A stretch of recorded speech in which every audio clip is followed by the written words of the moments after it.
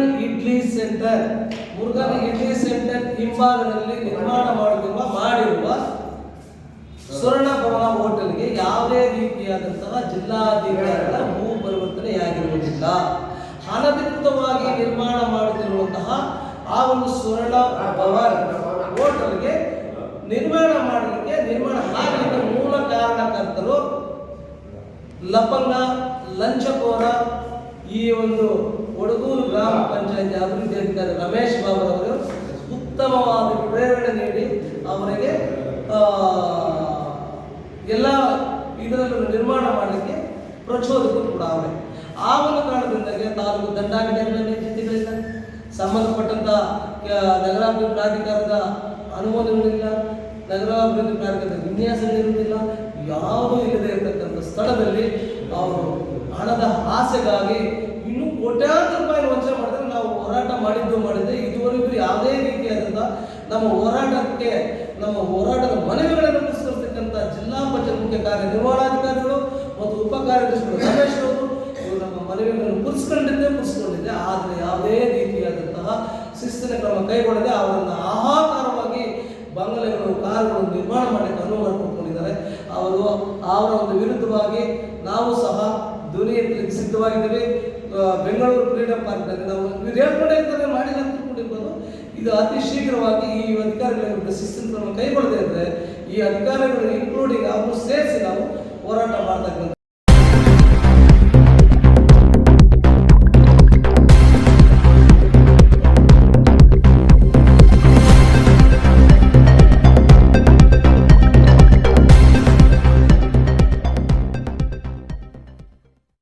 ರೈತ ಸೇನೆಯ ಜಿಲ್ಲಾ ಸಂಸ್ಥಾಪಕ ಅಧ್ಯಕ್ಷರಾದಂಥ ನಮ್ಮ ಗಂಗಾವನ PVC ಮಣಿಯಣ್ಣನವರು ಹಾಗೂ ಪ್ರಜಾ ವಿಮೋಚನಾ ಚಕ್ರ ಅಂದರೆ PVC ಪ್ರಜಾ ವಿಮೋಚನಾ ಚಕ್ರ ಸಂಸ್ಥಾಪಕರಾದಂಥ ಕೋಲಾರ ಜಿಲ್ಲಾಧ್ಯಕ್ಷರಾದಂಥ ನಮ್ಮ ಮಾರುತಿ ನಾಡಸವರು ಆಗಮಿಸಿದ್ದಾರೆ.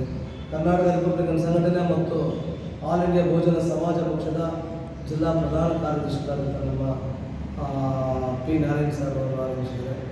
ಈ ಒಂದು ಹೇಳಿಕೆಯ ಹಿನ್ನೆಲೆ ಏನಂತ ಹೇಳಿದ್ರೆ, ಈ ದಿನ ಈ ಸಂಜೆ ಹೊತ್ತಿನಲ್ಲಿ ನಾನು ಪತ್ರಿಕೆ ಘೋಷಣೆ ಕರೆದಿರ್ತಕ್ಕಂಥ ಉದ್ದೇಶ ಏನಂತ ಹೇಳಿದ್ರೆ, ಅಚಾನಕ್ ಈಗಾಗಲೇ ನಾವು ಕೋಲಾರದಿಂದ ಬಂದ್ವಿ. ಅಚಾನಕ್ ನಾವು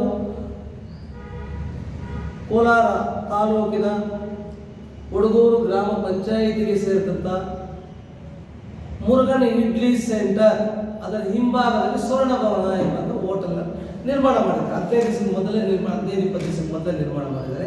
ಅದಕ್ಕೆ ಕುಮ್ಮಕ್ಕು ನೀಡಿ ಮತ್ತು ಯಾವುದೇ ರೀತಿಯಾದಂಥ ಜಿಲ್ಲಾಧಿಕಾರಿಗಳ ಭೂ ಪರಿವರ್ತನೆಯಾಗದೇ ಇರುವಂಥ ಸ್ಥಳಕ್ಕೆ ಮತ್ತು ನಗರಾಭಿವೃದ್ಧಿ ಪ್ರಾಧಿಕಾರದ ಅನುಮೋದನೆ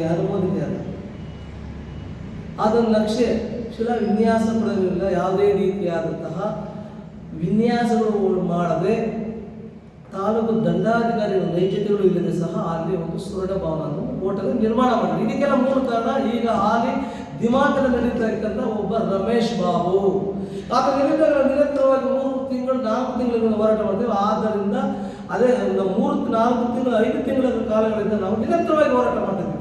ಇಂಥ ಅಕಾರಣಕರ ಅಧಿಕಾರಿಗಳು ಅವರು ಮತ್ತು ಹೊನ್ನಳ್ಳಿ ಗ್ರಾಮ ಪಂಚಾಯಿತಿಗೆ ಸೇರಿರ್ತಕ್ಕಂಥ ಹರೀಶ್ ಅವರು ಮಾಡಿರ್ತಕ್ಕಂಥ ಕೋಟ್ಯಾಂತರ ರೂಪಾಯಿಗಳ ವಂಚನೆಗಾಗಿ ಅವರ ವಂಚನೆಯನ್ನು ಮಾನ್ಯ ಗೌರವಾಂತರ ಲೋಕಾಯುಕ್ತ ತನಿಖೆ ಆಗಬೇಕು. ಮಾನ್ಯ ಜಿಲ್ಲಾ ಮುಖ್ಯ ಕಾರ್ಯನಿರ್ವಹಣಾಧಿಕಾರಿಗಳು ತನಿಖೆ ಮಾಡಬೇಕು. ಜಿಲ್ಲಾ ಉಪ ಕಾರ್ಯದರ್ಶಿಗಳು ರಮೇಶ್ ಅವರು ಯಾವ ಆಧಾರದ ಮೇಲೆ ಅವರನ್ನು ಇಷ್ಟೊಂದು ಪ್ರಿಯ ಬಿಡಿದ್ರೆ ಎಷ್ಟು ವಿನಯವಾಗಿ ಮಾತಾಡ್ತಾರೆ. ರಮೇಶ್ ಉಪ ಕಾರ್ಯದರ್ಶಿಗಳು ಎಷ್ಟು ಚೆನ್ನಾಗಿ ಮಾತಾಡ್ತಾರೆ ಅಂದರೆ ನೋಡಿದ್ರೆ ಇಷ್ಟೊಂದು ಪ್ರಾಮಾಣಿಕ ದಕ್ಷ ಅಧಿಕಾರಿ ಯಾರು ಇಲ್ಲವೇನೋ ಅನ್ಕೋಬೇಕು ಅಂತ ರಮೇಶ್ ಬಾಬು ಅವರು ವಿರುದ್ಧ ಕೂಡ ನಾವು ಹೋರಾಟ ಮಾಡಿ ಸಜ್ಜಾಗಿದ್ದೀವಿ. ಯಾವುದೇ ಕಾರಣಕ್ಕೆ ಅಕಾರಣಕರ ಅಧಿಕಾರಿಗಳ ವಿರುದ್ಧ ಶಿಸ್ತಿನ ಕ್ರಮ ಕೈಗೊಳ್ಳದ ಕಾರಣದಿಂದಾಗಿ ಇವತ್ತು ದಿವಸ ಅವರದೇ ಆರ್ಭಟ. ರಮೇಶ್ ಬಾಬು ಎದ್ದು ನೀನು ನಾಚಿಕೆ ಇರ್ತದೆ. ರಮೇಶ್ ಬಾಬು ನಾವು ನಿಮ್ಮನ್ನು ಪ್ರಶ್ನೆ ಮಾಡಿದ್ರೆ ನೋಡಿದಂಥ ದೃಷ್ಟಿಯಲ್ಲಿ ನಾವು ರೌಡಿಗಳು ಗೂಡಾಡ್ತಾರೆ ಕಾಣ್ತೀವಿ.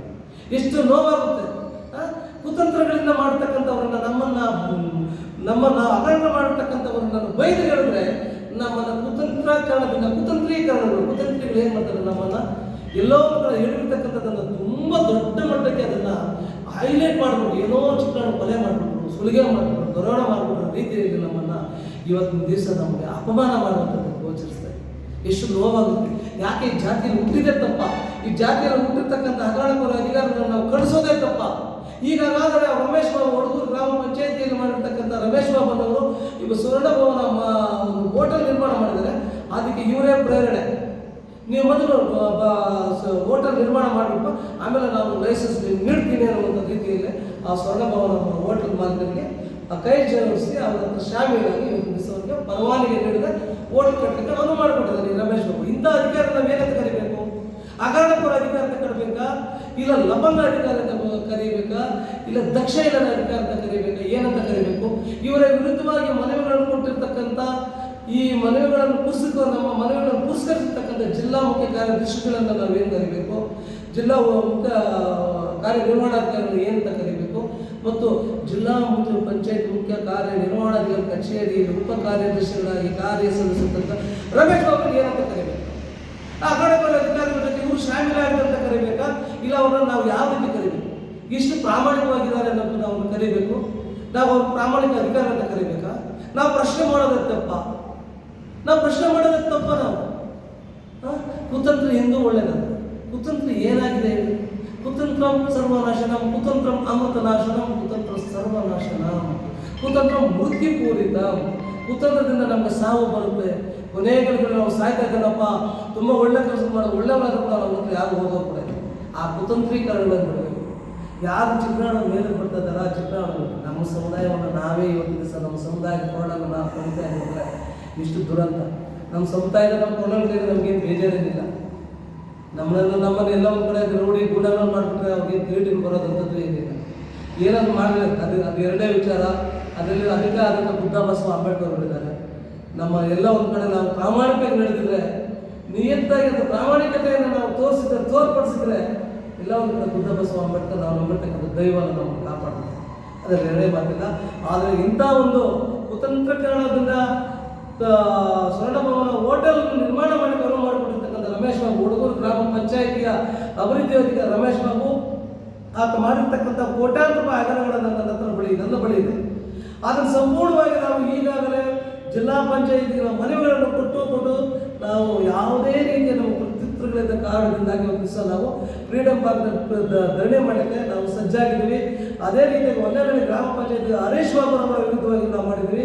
ಆದರೂ ಕೂಡ ಎಲ್ಲ ಕೂಡ ನಾನು BJP ಅಂತಾನೆ, ನಾನು JDS ಅಂತಾನೆ, ನಾನು ಕಾಂಗ್ರೆಸ್ ಅಂತಾನೆ. ಎಂಥ ನೀತಿಗಟ್ಟ ಅಧಿಕಾರಿಗಳು, ಇಂಥ ಲಜ್ಜೆಗಟ್ಟ ಅಧಿಕಾರಿಗಳು ಇದನ್ನು ನಾವು ಕ್ವಶನ್ ಮಾಡಿದ್ರೆ ನಮ್ಮನ್ನು ಯಾವ ರೀತಿ ಬಿಹೇವ್ ಮಾಡ್ತಾರೆ ನೋಡುವಂಥವರ ದೃಷ್ಟಿಕೋನಗಳಲ್ಲಿ ನಾವಿವತ್ತು ದಿವಸ ರೌಡಿಗಳ ಥರ ಕಾಣ್ತೀವಿ. ಹೋರಾಟಗಾರರು ಹೆಚ್ಚಾಗಿ ಮಾಡ್ತಾರೆ. ರೌಡಿಗಳು ಆಗ್ತೀವಿ, ಗೂಂಡಾಗಳು ಆಗ್ತೀವಿ, ಕೇಸುಗಳು ಹಾಕ್ಸ್ಕೋಬೇಕಾಗುತ್ತೆ. ಇಂಥದ್ದನ್ನೆಲ್ಲ ಕಾಣ್ತಾ ಇದ್ದೀವಿ, ಕಂಡಿದ್ದೀವಿ, ಮುಂದಕ್ಕೂ ಕಾಣ್ತೀವಿ.